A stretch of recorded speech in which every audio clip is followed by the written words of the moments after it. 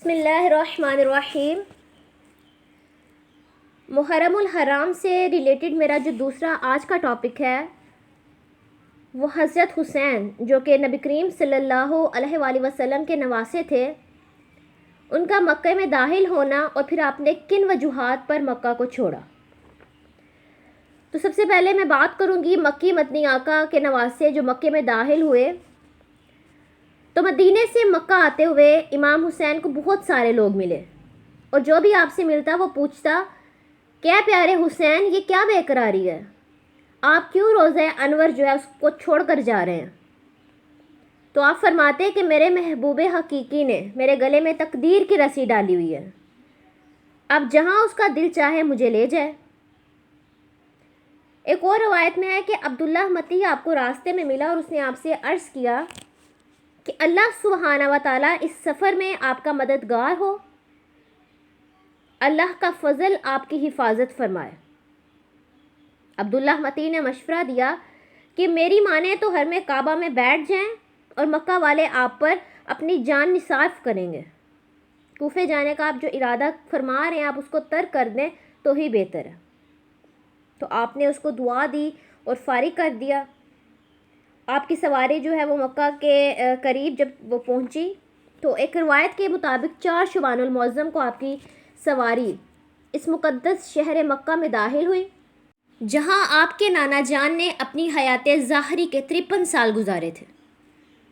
تو شہر مکہ رشک طور بن کر آپ کا استقبال کرنے لگا اور زبان حال سے پکار اٹھا، مرحبا اے اہل مکہ، مرحبا مرحبا، صد مرحبا صد مرحبا۔ آج نور مصطفیٰ کی دید ہے، آج ہی اہل حرم کی عید ہے، آمد شبیر کی کیا دھوم ہے، دھوم ہے کیا دھوم ہے کیا دھوم ہے۔ مکہ کا گورنر سعد بن عاص تھا، اس نے آپ کی عظمت اور شان مرتبہ و مقام کے پیش نظر آپ کو کوئی تکلیف نہ دی، چنانچہ شعبان، رمضان، شوال اور ذیقعد کے 4 مہینے آپ نے امن و سکون سے گزارے، کعبہ میں 5 وقت کی باجماعت نمازیں پڑھائیں۔ ادھر کوفیوں کو پتہ چل گیا کہ امام حسین جو ہیں وہ مدینہ سے مکہ آ گئے ہیں، چنانچہ انہوں نے خطوط لکھنے شروع کر دیے۔ 200 سے لے کر 12، 60 اور 70 ہزار خطوط کا تذکرہ روایات، کتب تاریخ اور بلکہ کتب شیعہ میں بھی ذکر ہے۔ اہل مکہ اور کئی صحابہ کرام نے بھی یہی مشورہ دیا کہ کوفیوں کی بے وفائی مشہور ہے، مگر آپ نے اپنے ارادے پر کوہ استقامت بن کے ڈٹے رہے۔ اس کے بعد جب امام حسین نے جو ہے وہ مکہ چھوڑا تو اس کی کیا وجوہات تھیں؟ اس وجہ سے کہ آپ جانتے تھے کہ یزید فاسق و فاجر ہے، اور کوفہ والے بار بار خط بھی لکھ رہے تھے، پھر بھی آپ کے نہ جانے کا مطلب یہ لیا جاتا کہ آپ ان کو ایک فاسق و فاجر اور ظالم کے سپرد کر رہے ہیں۔ بروز قیامت اگر وہ اللہ کی بارگاہ میں یہ شکایت کریں کہ ہم حق کے امام کو بلاتے رہے مگر یہ تیری گھر کی پناہ لے کر بیٹھے رہے اور ہمیں ایک خونخوار کے آگے پھینک دیا، لہٰذا ہم نے مجبور ہو کر اس کی بیعت کی۔ امام حسین اس بات سے بھی پریشان تھے کہ کوفیوں کے اس عذر کا وہ خدا کے ہاں کیا جواب دیں گے۔ تو پہلی وجہ تو یہ تھی، اور دوسری وجہ امام عالی مقام نے مکہ میں ٹھہرنے کا مشورہ دینے والوں کے سامنے دوسری وجہ خود بیان فرمائی۔ آپ نے فرمایا کہ میں نے اپنے باب علی المرتضیٰ سے خود سنا کہ انہوں نے فرمایا، میں نے حضور صلی اللہ علیہ وآلہ وسلم سے خود سنا کہ ایک دمبے کے ذریعے مکہ مکرمہ کی حرمت پامال کی جائے گی، بس میں ڈرتا ہوں کہ کہیں وہ دمبا میں ہی نہ بن جاؤں۔ امام حسین کے الاتی بھائی، باپ کی طرف سے سگے بھائی تھے، آپ کا یہ فرمان سن کر اتنا روئے کہ منہ دھونے کی مقدار پورا ایک تشت آنسو سے بھر گیا۔ تمام اہل مکہ جب وہ رنجیدہ ہو گئے اور ہر شخص مبتلا علم ہو گیا، غم میں مبتلا ہو گیا۔ امام عالی مقام نے عقلی اور نقلی دلیل دے کر بڑے بڑے اہل علم کو حیرت میں ڈال دیا، اور ایسا کیوں نہ ہوتا کہ باب مدینہ اور علم کے بیٹے، امام الانبیاء اور مدینۃ العلم کے نواسے اور فاطمۃ الزہرا کے لخت جگر جو تھے۔ تاہم امام علی مقام نے اتنا ضرور کیا کہ جب بزرگ صحابہ کرام نے یہ مشورہ دیا کہ اگر آپ نے ضروری ہی جانا ہے تو اپنے جانے سے پہلے کسی کو حالات کی آگاہی کے لیے بھیج دیں، اگر تو حالات سازگار ہوئے تو تشریف لے جائیں، ورنہ یہیں پر آپ جلوہ گر ہیں۔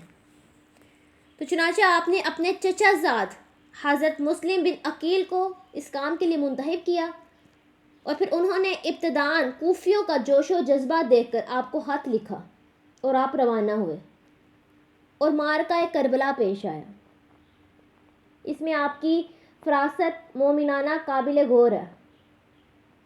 اگر آپ بجائے امام مسلم کے کسی صحابی رسول کو بھیجتے یا کسی صحابی کے بیٹے کو بھیجتے اور وہی کچھ ہوتا جو بعد میں سانحہ کربلا کی صورت میں ہو گیا، تو دشمنان صحابہ جن کو آج بھی صحابہ کا نام سن کر تن بدن میں آگ لگ جاتی ہے، وہ تو ہمارا اہل سنت کا جینا محال کر دیتے کہ دیکھا یہ ہیں صحابہ جنہوں نے خط لکھ کر رسول پاک کا سارا خاندان ذبح کروا دیا۔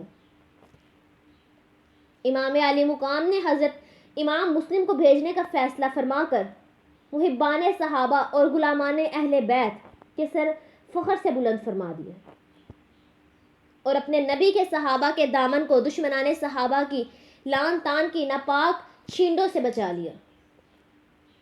فرمایا ہمارے ساتھ جو ہوتا ہے ہو جائے، مگر میرے نانا جان کے جانثاروں کی سیرت کی پاک چادر پہ کوئی دھبا نہ لگا سکے۔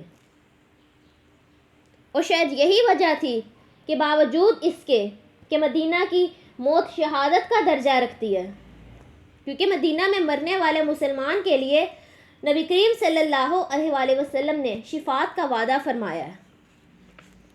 آپ کا ارشاد ہے کہ جو مدینہ میں مرنے کی طاقت رکھتا ہو وہ مدینہ میں ہی مرے، کیونکہ میں مدینہ میں مرنے والوں کی شفاعت کروں گا۔ لیکن اس فضیلت کے باوجود حضرت علی المرتضیٰ جیسے باب مدینۃ العلم اپنا مسکن کوفہ میں بناتے ہیں اور وہیں پر شہید ہو جاتے ہیں۔ ہم تو یہی کہیں گے کہ اپنے محبوب کے محبوب صحابہ کرام کی عزت و حرمت کے تحفظ کی خاطر اس نقطے پر بھی غور کرنا ذرا، کیونکہ صحابہ کی محبت ایمان کی سلامتی کا باعث ہے۔ اگر واقعہ کربلا کا مطالعہ اور عظمت امام علی مقام کا نظارہ محبت صحابہ کے سمندر میں ڈوب کر کیا جائے گا تو یہ روشنی بھی دلوں کی دنیا کو منور کرتی ہے۔ اللہ سبحانہ و تعالی ہمیں دین کی سمجھ عطا فرمائے اور ہمارے لیے دین میں آسانی پیدا فرمائے۔ آمین۔ جزاک اللہ۔